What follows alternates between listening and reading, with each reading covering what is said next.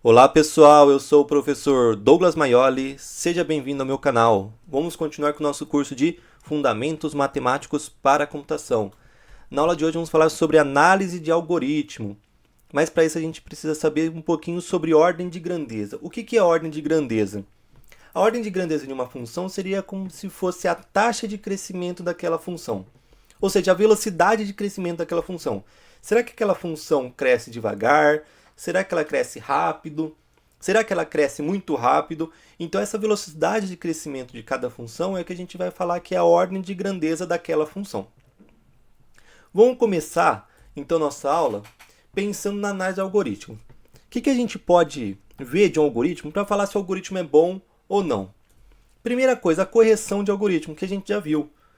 A gente já falou nesse curso. Esse algoritmo resolve meu problema? Sim ou não? Se ele resolve o meu problema, é suficiente essa pergunta? Resolve meu problema, beleza, acabou. Não. Se ele resolve meu problema, tem uma pergunta: quanto tempo que ele resolve meu problema? Ah, ele vai demorar 1 milhão de anos. É suficiente? Não.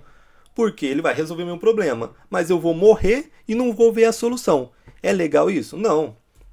Então, além de ver se o meu algoritmo resolve o meu problema, eu tenho que ver a eficiência daquele código. E nisso eu estou falando da complexidade. Quando eu falo da complexidade de um algoritmo, é essa pergunta aqui, ó, em quanto tempo esse algoritmo resolve o meu problema? Será que resolve um tempo considerável ou será que vai demorar muito tempo, muitos anos, e não vai adiantar nada eu ter a solução daqui vários anos? E outra, se o meu algoritmo resolve o meu problema, e se resolve em um tempo considerável, ainda é suficiente? Ainda não. Ainda eu tenho outras coisas a considerar. Por exemplo, quanto de memória ele vai requerer? Esse algoritmo vai usar quantos? Mas ele precisa de mais memória do que eu consigo oferecer a ele? Se acontecer isso, não adianta nada. O código estiver certo, vai rodar em um tempo considerável, mas eu não consigo oferecer memória suficiente para ele rodar aquele programa. Então, tem algumas coisas que eu tenho que levar em consideração. Só ver se o código está certo ou não é suficiente. Eu tenho que ver se é um tempo considerável, se é uma memória, usa uma memória considerável. Nessa aula a gente vai falar o quê? Sobre a complexidade do algoritmo, que é o tempo que leva para resolver o meu problema. Quando eu estou falando da complexidade do algoritmo, esse tempo que eu estou falando é da quantidade de operações que a gente vai precisar fazer no meu algoritmo. Porque o tempo não depende só da complexidade do algoritmo. O tempo também vai depender da máquina. Se eu tiver pegar um supercomputador ou um computador bem ruim, é lógico que o supercomputador, se eu colocar o mesmo algoritmo nos dois, o supercomputador vai fazer bem mais rápido. Só que é o seguinte, se eu pegar, no final da aula eu vou até dar um exemplo. Se eu pegar um computador bom e um computador ruim, e eu pegar um código ruim em um computador bom, e um código bom em um computador ruim, muitas vezes aquele código bom, mesmo estando num computador ruim, vai ser mais rápido que o código ruim no computador bom, no supercomputador, por exemplo. Então a gente vai ver que às vezes a complexidade do algoritmo, às vezes é mais importante, é levada mais em consideração para o tempo que o algoritmo vai rodar do que a máquina que eu estou trabalhando. Uma máquina boa pode ser mais lenta do que uma máquina ruim, se eu tiver com um código ruim numa máquina boa. Quando eu falo da complexidade do algoritmo, eu já falei que eu estou falando da ordem de grandeza. E ordem de grandeza é de uma função. Que função que eu vou falar? É a função que determina quantas operações esse algoritmo vai executar. Então eu vou ver quantas operações o meu algoritmo vai executar. Em geral, depende da entrada que eu vou dar. Qual que é o valor da entrada que você deu? Tipo, eu vou calcular o fatorial. O que é fatorial? Por exemplo, 5 fatorial é 5 vezes 4 vezes 3 vezes 2 vezes 1. Ah, você vai calcular 5 fatorial. Quantas operações você vai fazer? Ah, vai ser uma quantidade pouquinha de operações o 5 fatorial. Ah, agora eu quero calcular o 1 milhão fatorial. Bom, 1 milhão fatorial já vai ser uma quantidade bem maior de operações. Então, essa função que determina a quantidade de operações que o algoritmo vai executar, depende o quê? Da entrada que eu vou dar. Será que eu quero calcular 5 fatorial, minha entrada é 5? Ou será que eu quero calcular 1 milhão fatorial e a minha entrada é 1 milhão? Agora, o 5 fatorial vai demorar menos de um segundo para resolver. E 1 milhão fatorial? Será que 1 milhão fatorial vai demorar horas ou vai demorar minutos?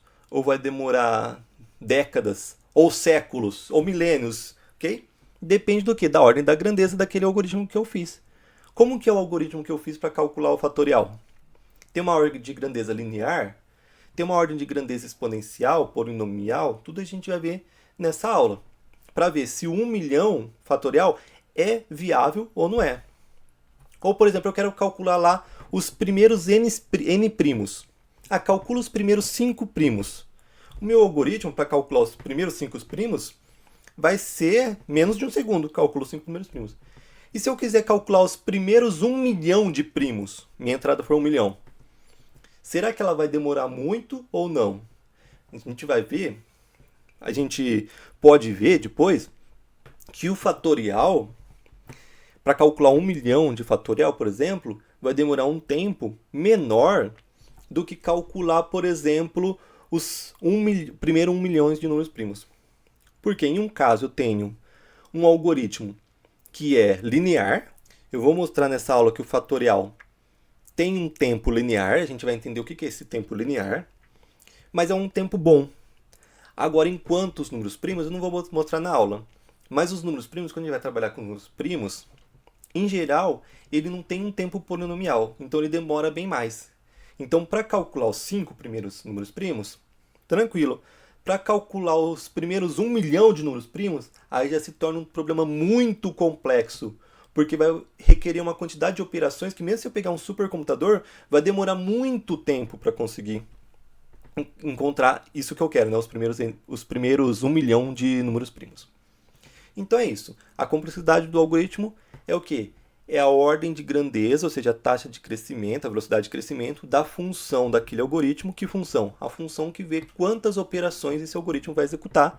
E essa função depende da entrada do algoritmo.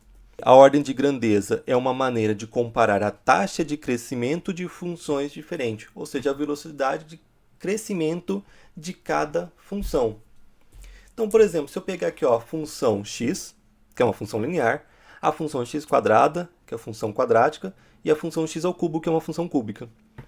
Se você perceber, olha a função x como ela está crescendo, e olha o x quadrado como ela explode, e o x ao cubo que explode mais ainda. Olha aqui, o x quadrado já está nessa altura aqui, acima do 10, aqui, pertinho do 2, né? Depois do 2 aqui, depois do 3 já passa do 10. Agora, olha só quanto tempo que a função linear demora para chegar nessa mesma altura aqui, Então, perceba que a função x quadrada ela cresce numa velocidade bem maior que a função x. E o x ao cubo cresce numa velocidade bem maior que o x quadrado. Lembra que eu falei que o x quadrado, lá quem assistiu minha aula de cálculo de limites, lembra que eu falei que no infinito o x quadrado era tão maior que o x que a gente podia considerar só o x quadrado? Por quê? O x quadrado vai aumentando essa diferença cada vez mais, e essa diferença vai tendendo ao infinito. Chega uma hora que o x quadrado é tão maior que o x é até irrelevante perto do x quadrado. E a mesma coisa o x ao cubo com o x quadrado.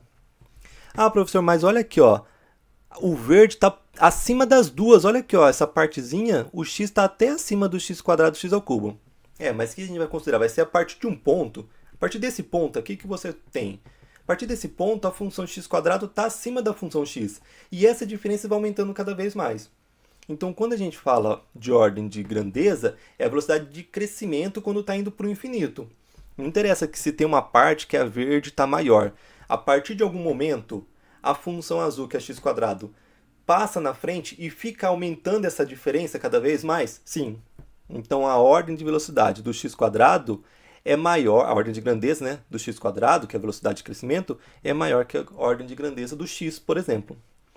E a gente vai demonstrar isso matematicamente, que a ordem de grandeza do x quadrado é maior que a ordem de grandeza do x. Primeiro, como a gente sabe se duas funções têm a mesma ordem de grandeza? Então, eu vou pegar duas funções fg, as duas dos reais positivos para os reais positivos. Perceba que esse maisinho quer dizer que eu não pego negativo, e esse estrela quer dizer que eu não pego zero. Então, é positivo para positivo. Como eu sei que se duas funções fg têm a mesma ordem de grandeza, aí é o seguinte, fg vão ter a mesma ordem de grandeza se a gente conseguir encontrar um n0, um c1 e um c2, que são constantes, pertencente aos reais positivos, que acontece isso daqui, ó. N maior que N0, ou seja, todos os N's a partir de um ponto N0. No caso lá é aquele ponto que uma função começa a ficar maior que a outra, a diferença vai aumentando. Tá, tem um N0 que todo mundo, a partir daquele N0, ou seja, todos os N's a partir daquele N0, vai acontecer isso daqui. O f de n vai estar entre a função g multiplicada por C1 e entre a função g multiplicada por C2. Ou seja, o f de n vai ser maior ou igual que a função g multiplicado por uma constante C1. E a função n, ao mesmo tempo, vai ser menor ou igual que a função g multiplicado por um C2. Então, vai acontecer isso daqui, ó. A partir de um n0, para todos os n's a partir desse n0, o que acontece? Nossa função f está entre a função g multiplicado por uma constante C1 e entre aqui, na parte de cima, a função g multiplicado por uma outra função G2. Por que, se eu multiplicar por constantes e a g ficar limitando ali a velocidade de crescimento da f, quer dizer que elas têm a mesma ordem de grandeza? Porque é o seguinte, não importa o número que eu multiplicar. Vamos supor que eu pegue lá o x² e o x. Não importa o número que eu multiplicar o x, eu vou multiplicar o x por 1 milhão. Uma hora o x² vai passar o 1 milhão vezes x e vai pegar essa diferença e aumentar cada vez mais. Então, mesmo que eu pegar o x e multiplicar por 1 milhão, o x² vai passar desse 1 milhão x e essa diferença vai aumentar cada vez mais, porque a velocidade de x² de crescimento é bem maior que a velocidade do x, mesmo ele multiplicando por 1 milhão, porque a constante não vai indicar a velocidade de crescimento. A velocidade de crescimento é independente da constante que estiver multiplicando. Então, se essa f for maior que a função g multiplicada por uma constante C1 e ao mesmo tempo for menor que a mesma função g multiplicada por uma outra constante C2, quer dizer o quê? Que essas duas funções f e g vão crescer da mesma ordem de grandeza, ou seja, na mesma velocidade. Se elas estão crescendo na mesma velocidade, quer dizer o quê? Quer dizer que elas têm a mesma ordem de grandeza. Então vamos pegar aqui, no nosso caso, um fzão. Esse fzão é o conjunto de todas as funções dos r's, dos reais positivos para os reais positivos. Ou seja, eu pegar todas as funções possíveis que vai dos reais positivos para os reais positivos. E a gente vai pegar uma relação binária em relação a f. Lembra que relação binária é um subconjunto do plano cartesiano f e xf. Então, eu vou pegar duas funções, que vai ser um par ordenado, duas funções, e eu vou fazer uma relação entre essas duas funções. Que vai ser o seguinte, ó. O f vai relacionar com g, essa é a minha relação binária. O f vai relacionar com g se o quê? Se o f e o g tiver a mesma ordem de grandeza. Então, se o f e g tiver a mesma ordem de grandeza, eles estão relacionados, portanto, eles vão pertencer a essa relação binária que eu defini dessa forma aqui. Lembrando que a mesma ordem de grandeza é isso daqui acontecer que a gente acabou de definir. Se a gente vê esse ρ, essa relação binária definida dessa forma, vai ser uma regra de equivalência. Olha lá na aula de relações binárias o que é regra de equivalência. Então, esse ρ satisfaz todas as três propriedades para ser regra de equivalência. E o que eu falei lá na aula de relação binária? Se eu tenho uma regra de equivalência, quer dizer que ele vai definir uma partição do meu conjunto. Qual conjunto? O fzão, que é o conjunto de todas as funções. Então, nesse caso, se minha função f for esse círculo, perceba que eu dividi ele em várias partes. Cada parte o que significa? Tem várias funções nessa parte. Todas as funções que estão nessa parte azul são as funções que têm a mesma ordem de grandeza. Então, se eu pegar duas funções qualquer nessa parte azul, tem a mesma ordem de grandeza. Se eu pegar uma função nessa parte azul e uma função nessa parte roxa, duas funções, uma na azul e na roxa, vão ter ordens de grandezas diferentes. Agora, se eu pegar duas funções nessa parte roxa, as duas vão ter a mesma ordem de grandeza. Então, ou seja, todas as funções que estão nessa roxa estão relacionadas uma com a outra. Estar relacionado uma com a outra, como a gente definiu, é ter a mesma ordem de grandeza. Então, a gente dividiu o conjunto de todas as funções em partições, e cada parte são funções que têm a mesma ordem de grandeza. E a gente vai chamar cada uma dessas partes de classes de equivalência. Então, aqui tem uma classe de equivalência, aqui tem outra classe de equivalência. E em cada classe de equivalência são funções que têm a mesma ordem de grandeza. E a gente vai denotar o seguinte, ó, por f igual θg. Então, se o f está relacionado com g, quer dizer que o f está na mesma classe de g. Esse θg é falar o seguinte, é a classe de equivalência das funções que tem a mesma ordem de grandeza da g. Então, no caso, eu vou pegar uma única função desse azul e ele vai representar todas as funções que estão lá no azul. E aí eu vou falar o seguinte, eu vou ter a classe de equivalência dessa função que eu escolhi g. Quem que pertence a essa classe de equivalência dessa função g? Todas as outras funções que têm a mesma ordem de grandeza que essa função g. Se você perceber depois, no decorrer da aula, nós vamos selecionar qual? Por exemplo, nas funções lineares, nós vamos selecionar o n. Okay? Aí o que acontece? Quem que é a classe de equivalência do n? São todas as funções que têm a mesma ordem de grandeza do n. Nas funções quadráticas, a gente vai pegar o n quadrado.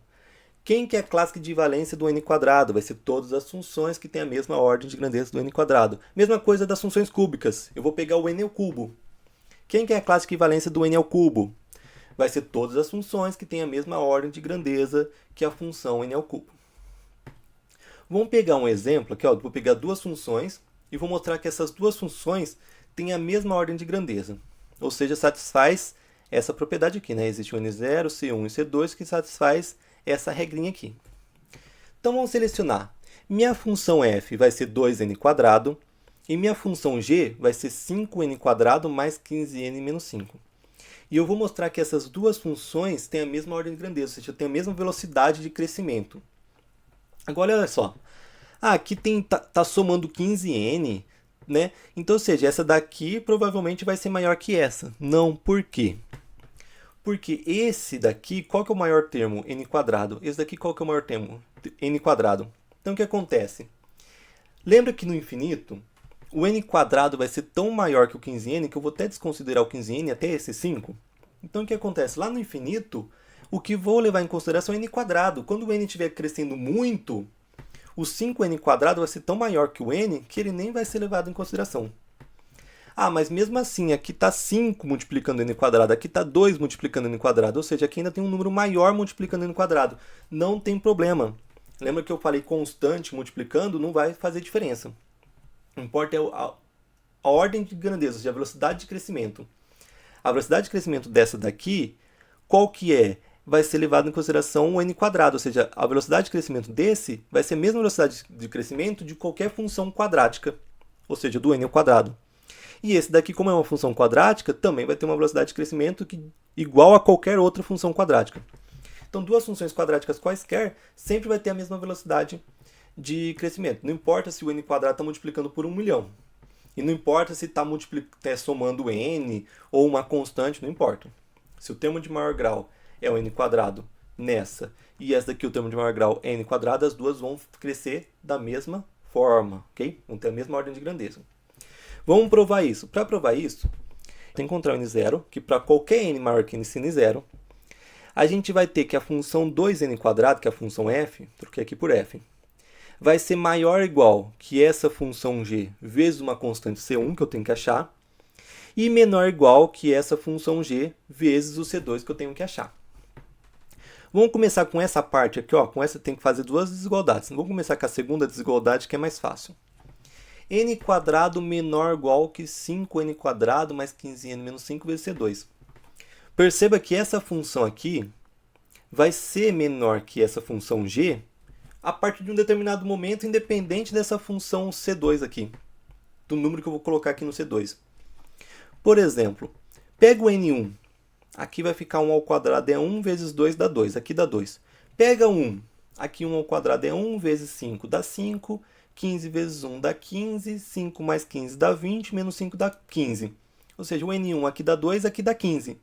Pega qualquer n maior que 1. Se você pegar qualquer n a partir do 1, sempre essa conta aqui da função g vai ser maior que essa conta da função f. Então, se C2, o que eu posso colocar? Eu posso colocar o 1. Porque se eu multiplicar 1 vezes g, é a própria função g. E a própria função g já é maior ou igual que a função f para qualquer n maior a partir do 1, que a gente já viu. Agora, vamos começar a trabalhar nessa segunda desigualdade. Qual que é o c que eu escolho, né? Qual que é o c1 que eu escolho? Nessa segunda desigualdade, eu posso escolher 1/5. Por quê? O que eu tenho que fazer, como lá no infinito a gente vai comparar os termos de maior grau, que é n quadrado com n quadrado, o que eu vou fazer? Eu vou dar um jeito do número que está multiplicando esse n quadrado ser menor que esse daqui. Como que eu posso fazer isso? Multiplicando por 1/5. Porque se eu multiplicar por 1/5, aqui, pegar a função g, multiplicar por 1/5, o que vai acontecer? Aqui vai dividir por 5, vai ficar n quadrado, dividir por 5 vai ficar 3, dividir por 5 vai ficar menos 1. Olha só, que no final eu vou comparar o n quadrado com 2n quadrado. Então essa função, apesar de crescer na mesma velocidade, essa função vai estar acima dessa daqui. Porque aqui eu tenho 2n quadrado e aqui eu só tenho 1n quadrado. Mas é a partir de algum momento, não é sempre. A partir de quando? Pega o seguinte, troca aqui por 1, os n por 1. 1 ao quadrado é 1, 3 vezes 1 é 3, 3 mais 1 é 4, 4 menos 1 é 3. Desse lado deu 3. E aqui troca por 1. Se eu trocar aqui por 1 dá 2. Bom, esse lado é maior para n igual a 1.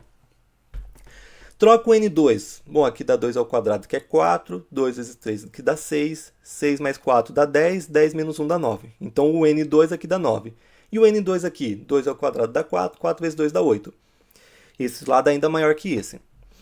Agora, troca por n3. 3 ao quadrado dá 9. 3 vezes 3 dá 9. 9 mais 9, 18. Menos 1, 17. Aqui dá 17. E aqui? 3 ao quadrado dá 9. 9 vezes 2, 18. Opa! Para n igual a 3, esse lado aqui é maior que esse.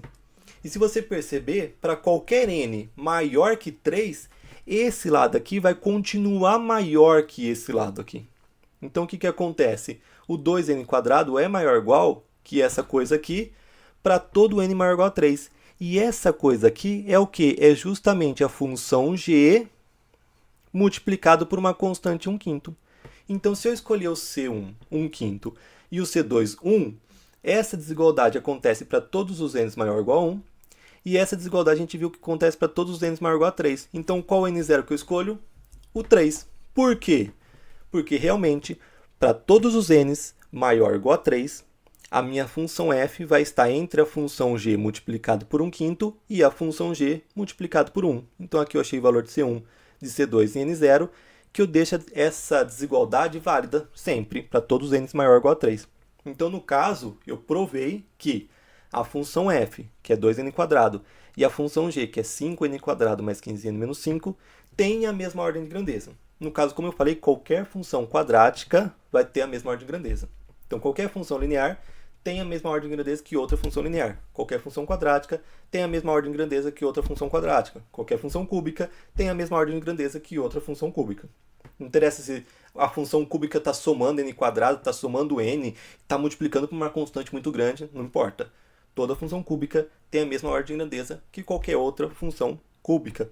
Tanto é que a classe equivalência, a gente vai falar o θ n ao cubo. O que é o θ n ao cubo? São todas as funções que têm a mesma ordem de grandeza que o n ao cubo, ou seja, todas as funções cúbicas. O que vai ser o θ n quadrado?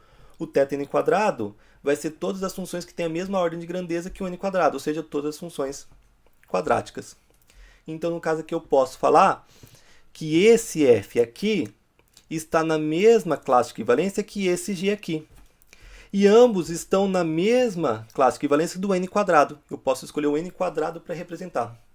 Então, ambos, como são funções quadráticas, ambos estão na classe de equivalência do n quadrado, ou seja, tem a mesma ordem de grandeza que o n ao quadrado.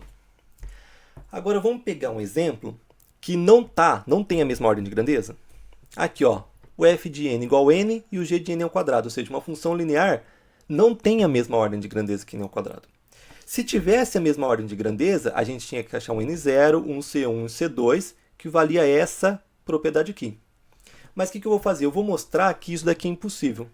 E para isso eu vou pegar só uma desigualdade. Ó, se uma desigualdade já for impossível, quer dizer que isso daqui já é impossível, concorda? Então eu vou mostrar que essa primeira desigualdade é impossível de acontecer. Ou seja, para nenhum C1 que eu escolher, o C1 vezes n quadrado vai ser menor que o n para qualquer n maior que um n0. Como que eu vou fazer isso? Eu vou escolher um C1 qualquer e vou mostrar que essa desigualdade só vale por um n em um certo limite. Por n maior que aquilo, já não vai valer essa desigualdade. Então, olha só, eu vou escolher um C1 qualquer. E aí, o que eu vou fazer? Dado um C1 qualquer, eu vou passar esse n dividindo. Olha o que eu fiz aqui, ó. Só para deixar claro aqui, ó. Nessa desigualdade aqui, eu tinha isso daqui, né?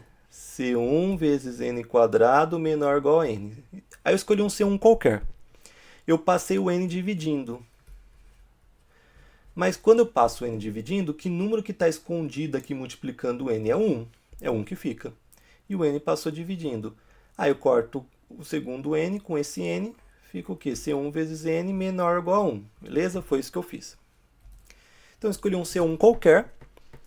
E aí eu posso passar esse n dividindo. Ficou isso daqui. C1 vezes n menor ou igual a 1. O que eu vou fazer agora? Eu vou passar o C1 dividindo. Olha só, essa desigualdade aqui, para o C1 que eu escolhi, só é válida se essa desigualdade é válida. E essa desigualdade só é válida se essa desigualdade é válida, ou seja, se o n for menor ou igual a 1 sobre C1. Então, isso daqui só vai ser válido se o n tiver do 1 sobre C1 para baixo, ou seja, ele não pode ser maior que 1 sobre C1, tem que ser menor que 1 sobre C1. Só que eu não tinha que encontrar um n0 que todos os n's a partir do n0 valia essa desigualdade? Mas isso é impossível, porque o n, para valer essa desigualdade, o n tem um limite superior. Ele não pode passar para todos os n's acima desse número. Mesmo se eu pegar um n0 abaixo desse 1 sobre C1, o que vai acontecer? Vai chegar uma hora que o meu n vai crescendo, quando ele passar desse 1 sobre C1, já não vai valer essa desigualdade. Ou seja, isso daqui é impossível. É impossível o n maior ou igual a um n0 valer essa desigualdade. Porque para valer essa desigualdade, o n tem um limite superior. Não vale para todos acima dele. Ok? Então, nesse caso, cheguei num absurdo aqui, né? O n tinha que ser maior ou igual a 0, mas eu cheguei que o n tem que ser menor ou igual a 1 sobre C1. Como que eu vou pegar um n maior ou igual a um n0, que você já vai até o infinito, se ele tem um limite superior? Cheguei num absurdo, então, ou seja, essa função n e essa função n quadrada não tem a mesma ordem de grandeza. Tanto é que a função n, ela vai estar lá na classe de equivalência das funções lineares, né? Que é o θn. E a função n ao quadrado vai estar lá na classe de equivalência das funções quadráticas, que é o θn quadrado. Vamos pegar agora um exemplo, um algoritmo. Eu coloquei aqui o algoritmo do fatorial, que foi o que eu comentei lá no começo da aula. Vamos ver quantas operações esse algoritmo vai realizar. Isso depende, lógico, da entrada n que eu der. E aí ver, será que esse algoritmo tem um tempo linear, né? Ou seja, está na classe de equivalência das funções lineares, está na classe de equivalência das funções quadráticas, né? Lembrando que essa função é a função que determina a quantidade de operações desse algoritmo. E aí eu vou determinar uma função que vê quantas operações esse algoritmo vai fazer, e aí eu vou ver essa função em qual classe de equivalência está, para ver qual que é a taxa de crescimento dele. Então tá, o que a gente vai ter? Eu vou dar como entrada n no meu fatorial, vou atribuir 0 para o i e vou atribuir 1 para o f. O que acontece? Enquanto, vou fazer um laço aqui, né? Enquanto o i for menor que n, ou seja, até o i chegar no n, o que eu faço? O i vai aumentando de 1 em 1, e o f vai multiplicar o f anterior vezes o i. Então, no caso aqui, o i começa com 0, no primeiro laço vira 1, aí multiplica lá, 1 vezes 1 dá 1, beleza. No segundo laço, o i vira 2, aí multiplica 1 vezes 2, vai dar um número. No próximo laço, o i vira 3, aí vai ficar lá 2 vezes 3, e aí vai dar outro valor, no caso 6. E aí esse laço vai passando até o i chegar no n. Então o que eu vou fazer? Vai ficar 1 vezes 2, vezes 3, vezes 4, vezes 5, vezes 6, até o vezes n. Ok? E isso no final o que está calculando? Está calculando o fatorial. Só que de trás para frente, em vez de fazer n vezes n menos 1, vezes n menos 2, até 1, eu estou fazendo de trás para frente. 1 vezes 2, vezes 3, vezes 4, até o n é a mesma coisa. Quando terminar esse while aqui, esse enquanto, ele vai retornar o f, que vai ser o valor do fatorial. Vamos ver que operações que eu faço aqui. Primeiro, eu tenho duas atribuições que eu faço.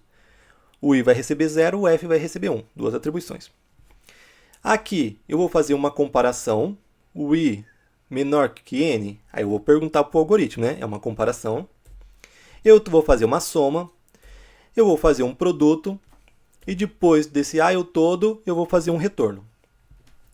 Perceba que essas duas atribuições eu vou fazer no começo e não vou fazer mais elas.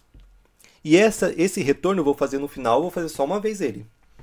Agora, essa comparação, essa soma e esse produto, eu vou fazendo várias vezes, ok? Porque ele está dentro do while aqui, ele está dentro do enquanto.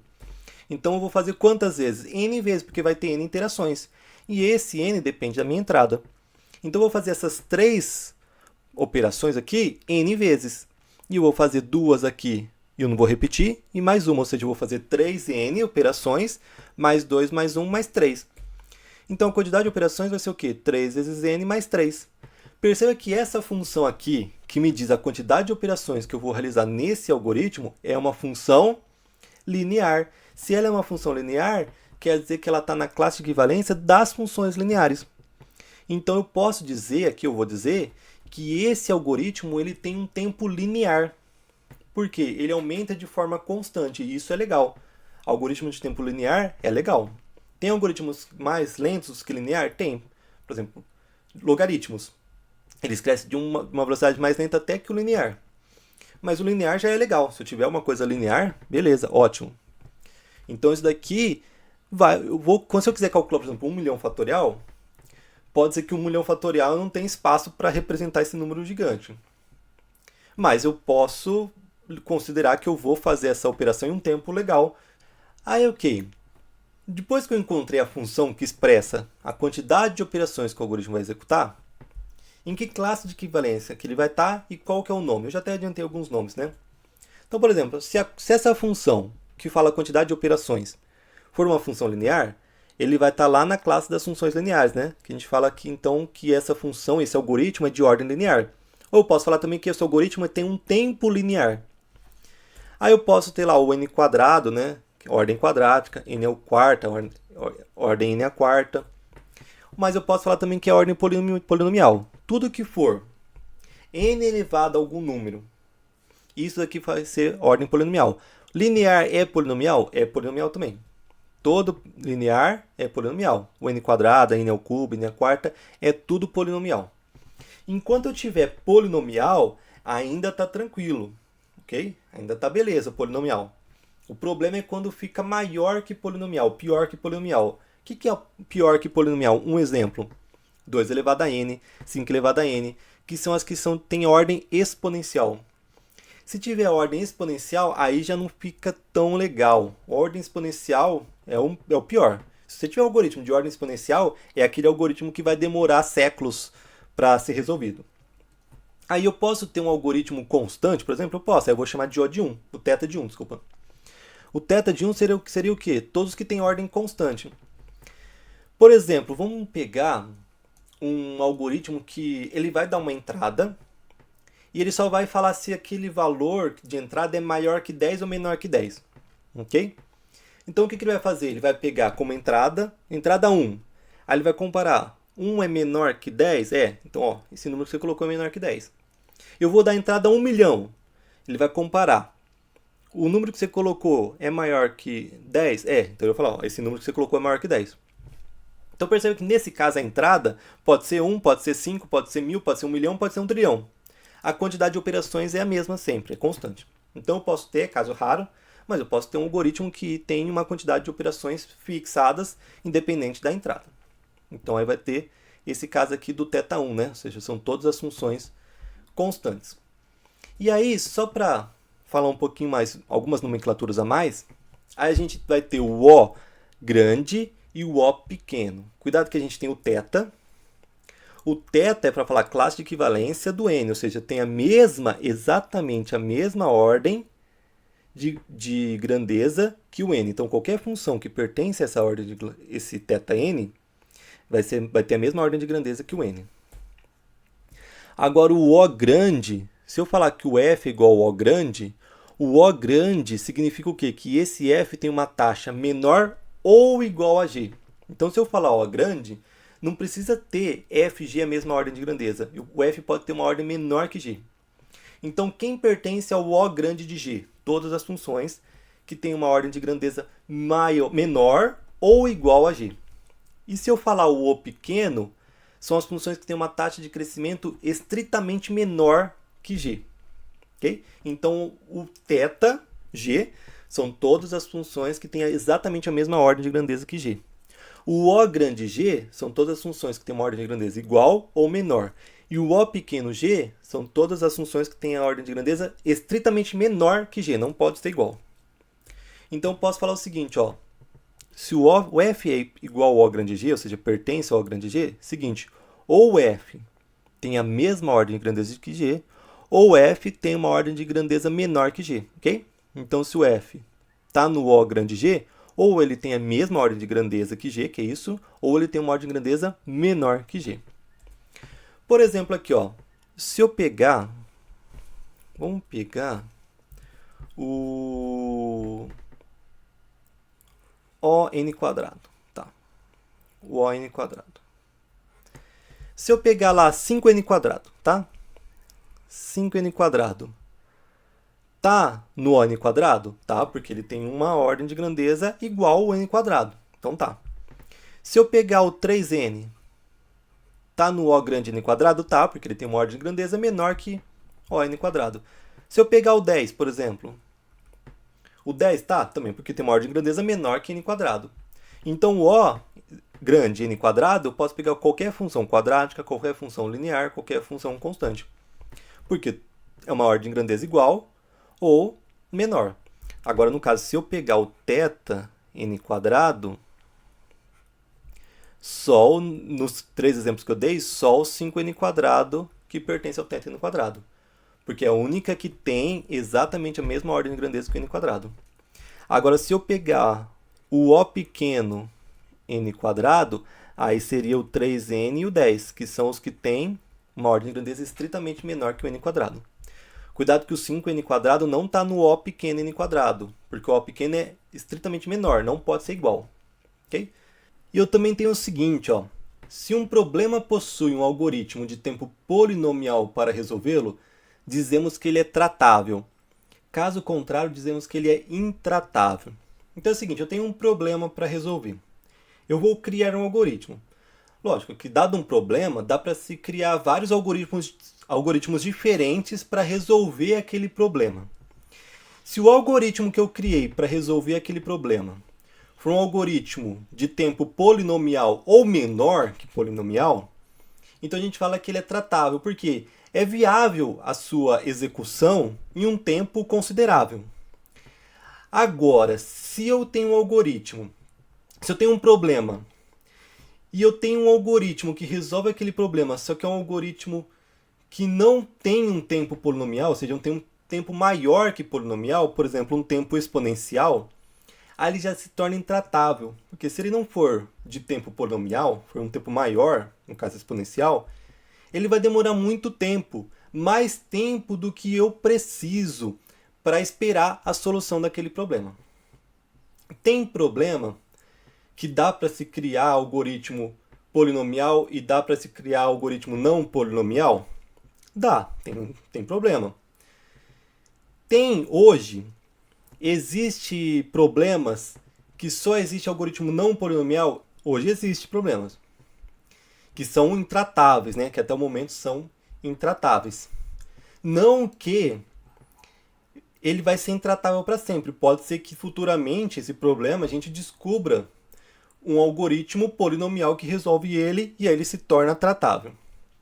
Tanto que tem um problema que vale $1 milhão. Tem alguns problemas que valem $1 milhão na matemática. Um deles está ligado com a ciência da computação, que é esse problema do P versus NP. Quem resolver esse problema ganha $1 milhão. Então, se você conseguir resolver esse problema, você ganha $1 milhão. Se você conheceu esse problema aqui no nosso canal, e aí você resolveu por causa disso, aí você pode aí ver alguma porcentagem para passar para a gente também, que a gente ajudou. Mas o que é esse problema P versus NP? P quer dizer polinomial. NP quer dizer não polinomial. Então é o seguinte, tem algoritmo hoje que é não polinomial, ou seja, que só tem algoritmo que resolve esse problema de forma com um tempo não polinomial? Tem. Quer dizer que nunca vai existir um algoritmo polinomial? Não, pode ser que exista um algoritmo polinomial que resolva esse problema. Esse problema do P versus NP é o seguinte, será que o P é igual ao NP? Ou será que o P é diferente de NP? Eu não sei. Não se sabe hoje. Se alguém provar que o P é igual ao NP, beleza, ganha $1 milhão. Ou se alguém provar que o P é diferente de NP, beleza, resolveu o problema, ganha $1 milhão. P igual a NP significa o quê? Significa que todos os problemas não polinomiais podem se tornar polinomiais. Ou seja, todos os problemas que hoje têm um algoritmo não polinomial, é possível encontrar um algoritmo polinomial que resolva ele. Agora, se o P for diferente de NP, quer dizer que tem problemas que não tem algoritmo, nunca vai existir algoritmos polinomiais que resolva ele. Então, falar que P é diferente de NP é falar que tem problemas que só existe algoritmos não polinomiais que resolvem ele. Nunca eu vou encontrar um algoritmo polinomial, ou seja, um algoritmo que torna o problema tratável. Isso influencia bastante, por exemplo, na criptografia. Quando eu vou trabalhar com criptografia, o que eu quero? Eu quero um jeito que para codificar seja fácil, para alguém quebrar o meu código seja difícil. Ou seja, para codificar seja um algoritmo polinomial, mas se alguém quiser quebrar seja um algoritmo não polinomial. Tem um exemplo da criptografia RSA, que trabalha com números primos. Aí é o seguinte, para você codificar, você precisa pegar dois números primos e multiplicar. Multiplicar dois números é polinomial. Beleza. Agora, para você pegar esse produto e saber quais são os números primos que você multiplicou para dar ele, aí já se torna um problema não polinomial. E aí você tem que fazer isso para você quebrar o código. E aí se torna uma coisa muito difícil. Tem métodos, algoritmos que tenta quebrar? Tem. Só que como são algoritmos não polinomiais, são algoritmos que demoram anos para ser resolvida. E não adianta demorar anos. Você pegou lá, você interceptou uma mensagem de um banco, de alguma coisa. Aí você vai tentar decodificar. Você decodifica daqui 50 anos para ser bonzinhos. Daqui 50 anos não vai adiantar nada você saber aquela mensagem. Ok? Por isso que para quebrar o código, o legal é uma coisa não polinomial, que demora bastante tempo, porque mesmo que quebre, já demorou muito tempo, aquela mensagem se tornou irrelevante. E hoje, a criptografia RSA e as outras criptografias para quebrar são coisas não polinomiais. Se alguém provar que P é igual a NP, quer dizer o quê? Que todos os problemas que hoje que nós pensamos ser não polinomiais, no fundo vai existir um algoritmo polinomial que resolva. Ou seja, pode existir um método que quebre essa e outras criptografias. Então, por isso que é um problema importante. E aí você tem que ver. Se você quiser tentar resolver esse problema, você tem que tentar provar que o P é igual a NP, ou seja, todos os problemas não polinomiais, no fundo existe um algoritmo polinomial que resolva, ou seja, todos esses problemas vão ser tratáveis no final das contas. Ou provar que P é diferente de NP. Quer dizer que existem problemas que são intratáveis hoje e vão ser intratáveis para sempre. Nunca vai existir um algoritmo polinomial que resolva esse tipo de problema. E esse é um dos problemas matemáticos aí, né? É o que está ligado com a ciência da computação, que vale $1 milhão para quem resolver. Vamos agora entrar no teorema mestre? Então é o seguinte, o teorema mestre ele vai dar uma formulazinha de uma relação de recorrência. No caso, o t de 1 tem que ser maior que 0. E o t de n vai ser da cara a, o a é uma constante, um inteiro, vezes o t de n sobre b, o b também é inteiro, mais n elevado a c. E aí o c é um real, pode ser 0, né? Um real não negativo. O a tem que ser maior ou igual a 1, o b tem que ser maior que 1, e todos os n's, as entradas, tem que ser da forma b elevado a n. Lembra um pouquinho lá o dividir para conquistar. Aí o teorema mestre fala o seguinte, se eu tenho uma relação de recorrência dessa cara, com todas essas restrições sendo satisfeitas, então a gente vai ter o seguinte, que se o a, que é essa constante, for menor que o b, que é o que está aqui, elevado a c, se o a for menor que o b elevado a c, então para você resolver esse problema, o algoritmo que resolve essa relação de recorrência vai ser da ordem n elevado a c. Agora, se o a for igual a b elevado a c, o algoritmo que resolve essa relação de recorrência vai ser da ordem e elevado a c vezes log de n. E se o a for maior que b elevado a c, então o algoritmo que resolve essa relação de recorrência vai ser da ordem n elevado a log de a na base b. Lembrando que esse log aqui não tem nada, mas como a gente está falando de matemática discreta, é base 2. No caso aqui, é um base b que vai ser dado dependendo do número que tiver aqui, né? Então, isso daqui é um log de a na base b, a b é o número que vai aparecer lá na relação de recorrência. No caso aqui é base 2 mesmo. Vamos ver alguns exemplos do uso do Teorema Mestre? Então eu coloquei aqui ó, a cara da relação de recorrência e aqui eu coloquei o que acontece. Então olha só, tem uma relação de recorrência. T de 1 é 0, beleza, é maior ou igual a 0. Aí o T de n é 4, T de n sobre 5 mais n ao cubo. Perceba que no caso aqui o A, vou até escrever aqui, ó. O A, no nosso exemplo, é 4, né? Que é o que multiplica o T. Aí fica T de n sobre B, no caso é n sobre 5. Então o B é 5. E aqui não aparece n ao cubo, ó. Aparece n ao cubo, aqui é n elevado a c. Então o c é quem? É 3. O c é 3. Então beleza, o c é 3. Aí o que a gente tem? A gente tem que comparar o a com o b elevado a c. Quem que é o a? O a é 4. Quem que é o b elevado a c? O b é 5 e o c é 3. Então, o que a gente tem? Ó, a gente tem que o A4 é menor que o B5 elevado a C3, porque 5 elevado a 3 é 125, é maior que 4. Como o A é menor, a gente tem, ó, o A é menor que o B elevado a C, a gente chegou nisso, a gente entra no primeiro caso aqui, A menor que B elevado a C. Então, para resolver essa relação de recorrência, a ordem do algoritmo que resolve essa relação de recorrência é da ordem o quê? N elevado a c. No caso, o meu c é 3. Então, essa relação de recorrência é da ordem de n ao cubo. No caso, c é 3, porque entrou no primeiro caso. Então, sempre que eu tiver uma relação de recorrência dessa cara, eu vejo aqui, o a é menor que b elevado a c, ou é igual, ou é maior. Dependendo do que acontecer, eu vou ter uma ordem diferente. Vamos ver mais um exemplo? Aqui, ó. T de 1 é 1, beleza? T de n, aqui, tem ninguém multiplicando, então é 1. Então vamos colocar lá. Se não tem ninguém multiplicando, quer dizer que tem alguém escondido, que é 1. Então o a é 1. Aqui não é n sobre 2? N sobre b, então o b é 2. E quem que é o c? Olha só, isso daqui não tem que ser o n elevado a algum c? Ok. Mas que c que deixa 1? Bom, tem que ser o 0, porque n elevado a 0 é o que dá 1, concorda? Porque se aqui aparece 1, então é n elevado a quanto? N elevado a 0, porque qualquer coisa elevada a 0 é 1. Então, no nosso caso, o c é 0. Porque se eu colocar 0 aqui, fica n elevado a 0, que é o 1 que está aqui.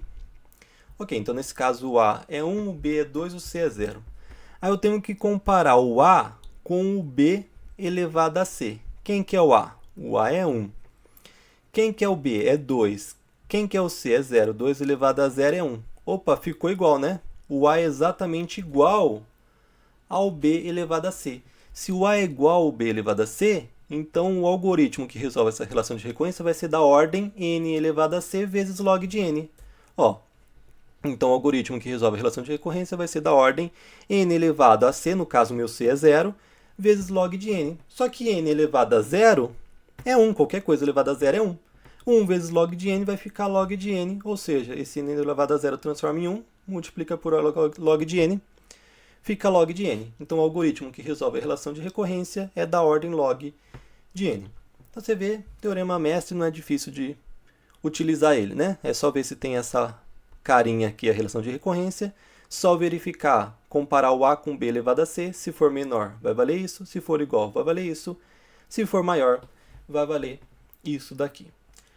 Para finalizar a aula, eu vou dar para vocês agora o exemplo de um algoritmo bom em um computador ruim, que eu falei, e um algoritmo ruim no computador bom. Então, vamos fazer uma comparação aqui de algoritmo. Vamos pegar um supercomputador da NASA, ok? E eu vou falar que esse supercomputador faz 10 milhões de operações por segundo. E aí eu vou pegar um computador lá velho, antigo, e esse computador eu vou falar que faz 10 mil operações por segundo.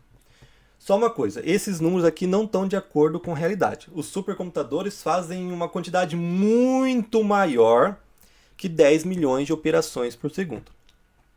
E o seu computador hoje provavelmente vai estar mais perto desses 10 milhões do que desse 10 mil aqui. o computador que você usa em casa. Imagina os supercomputadores. Esse 10 mil aqui pode ser que os computadores antigos faziam 10 mil mesmo, né? Mas o seu computador que você tem aí em casa, provavelmente ele vai estar mais perto desses 10 milhões do que desses 10 mil.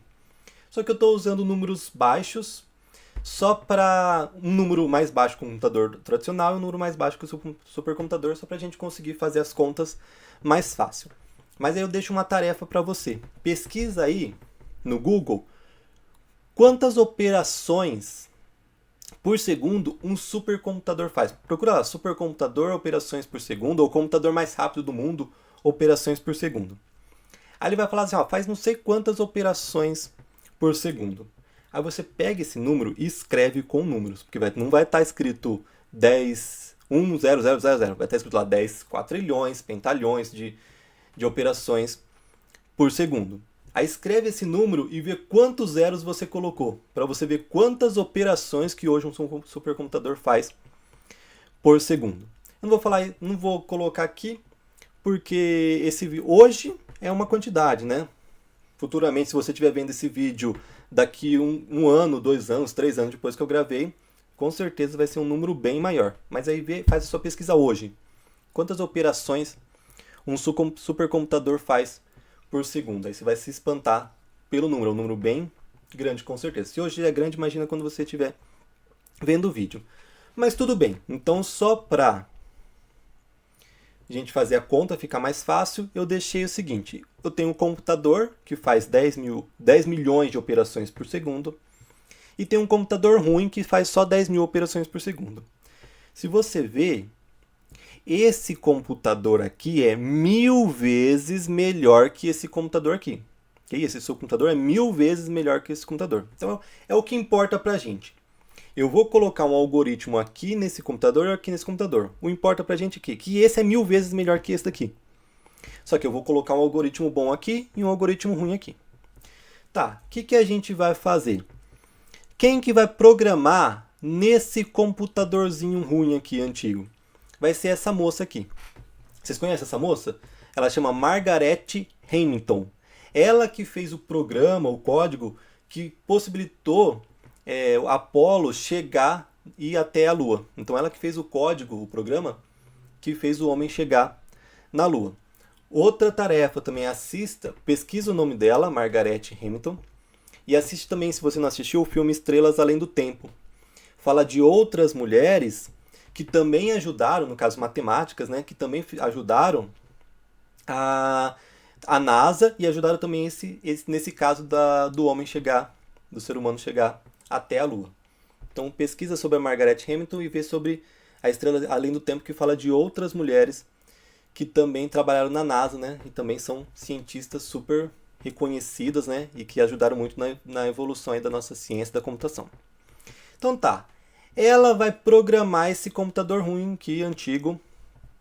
E quem vai programar esse supercomputador vai ser a pessoa que vai aparecer aqui, que sou eu. Então eu vou fazer essa programação nesse supercomputador. Só que óbvio que ela vai fazer um código melhor que eu. Então vamos supor que a Margaret fez o algoritmo M de Margaret, e o algoritmo que ela fez é da ordem n ao quadrado. Okay? E eu também fiz um algoritmo, vamos chamar de algoritmo D, de Douglas, só que o meu é pior que o dela, porque ela programa muito melhor que eu. Então o meu algoritmo Douglas é da ordem de n ao cubo. Ambos são polinomiais, só que no caso dela é um algoritmo melhor, é muito melhor n ao quadrado do que n ao cubo. Agora vamos ver quantos segundos, se ela está usando o computador que faz 10 mil operações por segundo e é da ordem de n ao quadrado. Vamos ver quantos segundos que o algoritmo dela leva para fazer um cálculo. Só que primeiro a gente tem que saber a entrada. No caso eu vou colocar a entrada 5.000, ok? Então não vai ser uma entrada tão grande aqui sim, vai ser 5.000. Então o que eu vou fazer? Eu vou colocar aqui 5.000 ao quadrado, que vai ser mais ou menos, já que ela é da ordem de n ao quadrado, o algoritmo dela, então vai ser mais ou menos 5.000 ao quadrado operações que ela vai fazer. E eu vou pegar essa quantidade de operações, 5.000 ao quadrado, e dividir por 10.000, que são quantas operações esse computador faz por segundo. Então aqui eu coloquei 5.000 ao quadrado, a quantidade de operações que o algoritmo dela vai fazer, dividido por 10.000, porque o computador dela faz 10.000 por segundo. Vou chegar aqui em 2.000 segundos, que é mais ou menos 41,7 minutos. Então o algoritmo dela, lá com uma entrada de 5.000, faz em 41 minutos, dá o resultado. Agora o meu, o que eu vou fazer? Como é da ordem de n ao cubo, eu vou colocar 5.000 ao cubo, que vai ser a quantidade de operações que o meu algoritmo vai realizar. Porém, eu vou dividir por 10 milhões, porque o meu computador é bem mais rápido, né? Vou dividir por um número bem maior. Vamos ver o que vai acontecer? Então lá, 5.000 ao cubo, quantas operações meu algoritmo faz, dividido por 10 milhões, porque 10 milhões de operações por segundo é o que o meu computador realiza. Eu vou chegar aqui, meu algoritmo vai dar o resultado em 12.500 segundos. 12.500 segundos são mais ou menos 3 horas e meia. Então, olha só, o meu algoritmo num supercomputador vai demorar 3 horas e meia. O algoritmo dela num computador velhinho vai demorar só 41 minutos. Então perceba que o código, como eu falei, muitas vezes é mais importante até que a máquina que a gente está utilizando. Essa máquina é 1000 vezes, né, pela nossa suposição aqui dos números, essa máquina é 1000 vezes melhor que essa daqui. Porém, mesmo assim, ela conseguiu fazer rodar o programa 5 vezes mais rápido do que eu. Por causa do quê? Por causa que o algoritmo dela tem uma ordem de grandeza menor que o meu. E olha que essa ordem de grandeza é n ao quadrado com n ao cubo. Imagina se fosse n quadrado com n à quarta, n à quinta. Ou imagina se o dela fosse linear, n, e o meu fosse n à quarta, n à quinta. Ia aumentar a diferença mais ainda. E isso pensando em polinomial. Imagina se o dela, os dois polinomiais. Imagina se o dela fosse polinomial e o meu exponencial. Olha só, agora uma tarefa para você. Uma tarefa para você. Pega um que tenha ordem polinomial, pode ser n quadrado, tudo bem. E pega um outro que tem uma ordem exponencial, não polinomial. Pode ser o 2 elevado a n. Compara os dois, ok? Veja quantas operações esse daqui vai fazer e quantas operações esse daqui vai fazer. Mas não dá como entrada 5.000. Por quê? Porque se você colocar aqui 2 elevado a 5.000, o seu celular e sua calculadora nem vai dar resposta que não vai conseguir, vai dar erro. Dá como entrada 100. 100 já está bom. Compara aqui o 100 ao quadrado e o 2 elevado a 100. Para você ver quantas operações esse daqui faz a mais que esse daqui. Por quê? Como que eu calculei aqui, ó, que esse daqui é 5 vezes mais rápido, esse daqui é 5 vezes mais rápido que esse? Eu peguei esse número 12.500 e dividi por 2.500. Deu 5, quer dizer que é 5 vezes mais rápido. Para você ver quanto que esse daqui é mais rápido que esse, que não é polinomial, pega a quantidade de operações desse daqui e divide por esse. Que você vai ver quantas vezes mais rápido esse daqui é do que esse. Então pega lá, joga na sua calculadora, 2 elevado a 100. E depois pega lá 100 ao quadrado. Aí você pega o 2 elevado a 100 dividido por 100 ao quadrado. O número que aparecer, você escreve ele. E aí você vê, esse daí é quantas vezes mais rápido é esse polinomial do que esse daqui que não é polinomial. Por isso, e aí você vai perceber, por isso que os não polinomiais são intratáveis. Porque a forma que eles crescem é muito grande. Então lá para o N100 ele já fica quase impossível de resolver. Ok? Então por isso que, como eu disse, algoritmos polinomiais são legais, são tratáveis. Se for linear, melhor ainda. Agora algoritmos que são, por exemplo, exponenciais, aí é o pior caso. Aí não dá nem para a gente pensar em trabalhar com esses algoritmos em casos com n muito grande, né? Se você perceber 2 elevado a 100 com n 100, já vai ser uma coisa muito grande, que aí provavelmente o computador já vai demorar muito tempo para resolver. Bom, a aula sobre ordem de grandeza, a análise de algoritmo é esse. Espero que vocês tenham gostado e até o próximo vídeo.